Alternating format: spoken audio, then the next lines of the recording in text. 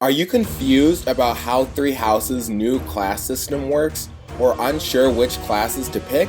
Well, you've clicked on the right video. My name is David from Inside the Emblem.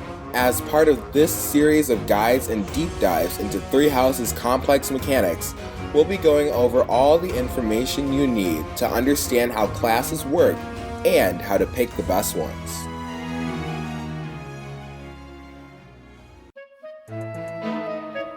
We'll start by looking at the general changes Three Houses has made to the classic Fire Emblem class system.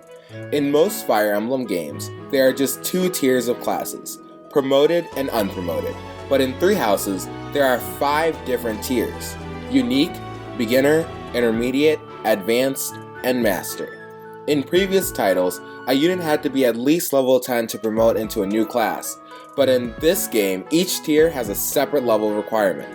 Beginner classes are unlocked at level 5, intermediate at level 10, advanced at 20, and master at 30. Also, unlike most previous titles, levels never reset after class changing. In previous games, most classes were locked to 1 or 2 weapon types, but in Three Houses, any class can wield any weapon type, with 2 exceptions. The first is that magic is locked to a select few classes, and the second is that gauntlets cannot be wielded while mounted. While all you needed to reclass in the old games were a promotion item, like a master seal, in Three Houses you not only need a seal, but you also need to pass the certification exam. Now we'll look at different ways to change classes in Three Houses, starting with certification exams.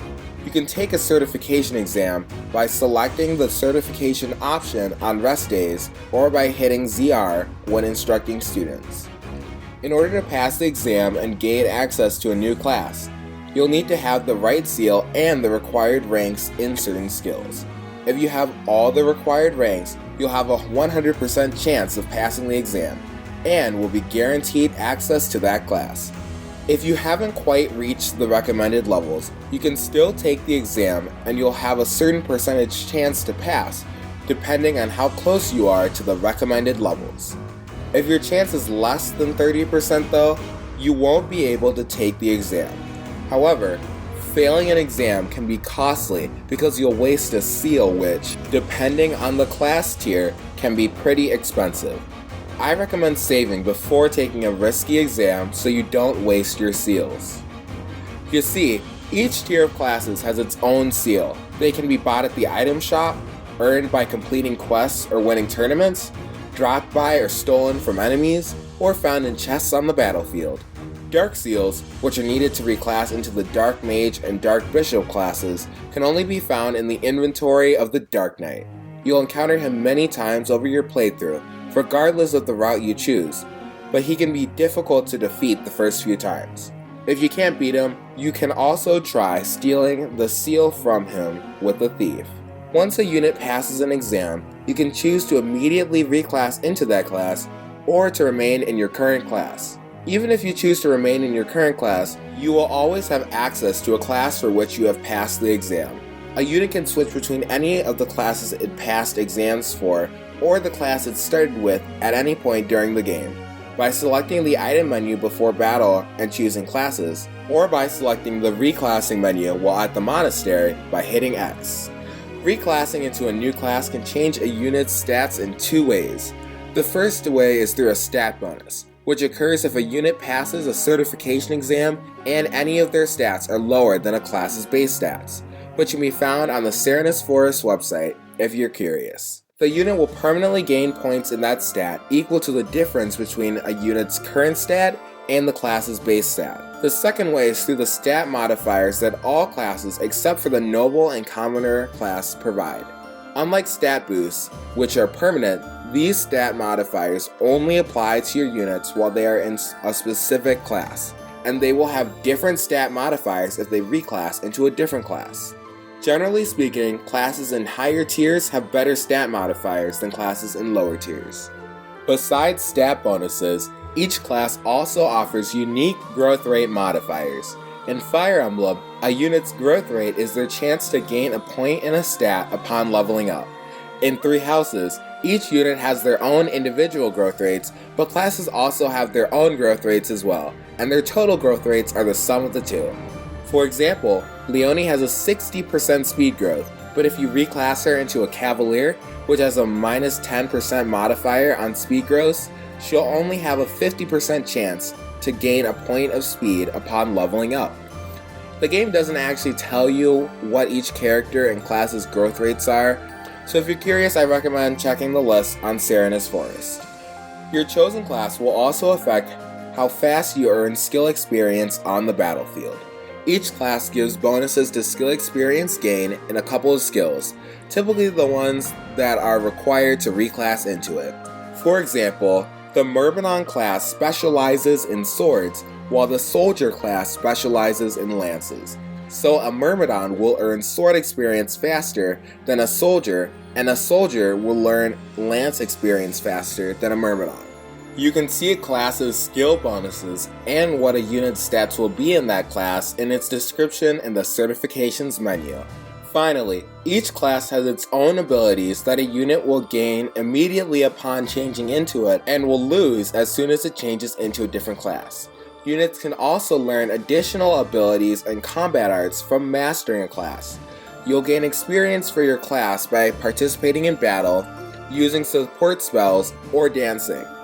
Once you've gained enough experience, which depends on the class, you'll master it and a yellow and purple star icon will appear on the class's sprite. You won't know what a class's mastery abilities and combat arts are until you unlock them, or search them up online. Some of the mastery abilities are useful and powerful, but others aren't really worth it, especially for the higher tiered classes, which can take quite a while to master. Unless you enjoy spending hours creating crazy builds with special ability combos, I wouldn't worry about mastering a class and would not recommend staying in a weak class when you could reclass into a stronger one just to get its master ability or art. In fact, I recommend promoting into a stronger class as soon as possible. I should note that not every unit can take the exam for every class. Some classes are gender locked. The Pegasus Knight class, the Falcon Knight class, and the Grummery class are all female exclusive, while the Hero, Dark Mage, Dark Bishop, Grappler, and War Master classes are male exclusive. Also, none of your units will be able to take exams for master classes before your professor level reaches C. Furthermore, there are a few classes that a unit will not have to take an exam to reclass into. Byleth and your house leader will automatically gain access to certain classes exclusive to them at certain points in the story, and the Dancer class can be obtained via a special quest in Chapter 9. You'll be asked to choose one of your students to participate in a dance competition called the White Heron Cup, and if their charm stat is high enough, they will win the competition and be awarded with the ability to reclass into a dancer. You can raise a student's charm through dance practice and perfect tea parties, so it shouldn't be difficult at all to get them above 15 charm, which is what Manuela recommends to win the tournament. Only students may enter the tournament, and because a dancer's stats don't really matter, as they should be focusing on refreshing other units and avoiding battle, it may be a good idea to choose a student who you really like but doesn't have much combat utility. Only students can enter the tournament, and because a dancer's stats don't really matter as they should be focusing on refreshing other units and avoiding battle, it may be a good idea to choose a student who you really like but doesn't have much combat utility. You may also want to pick a student with magic, as the dancer class can use magic, or a student with decent survivability so you don't have to worry about being too careful with them.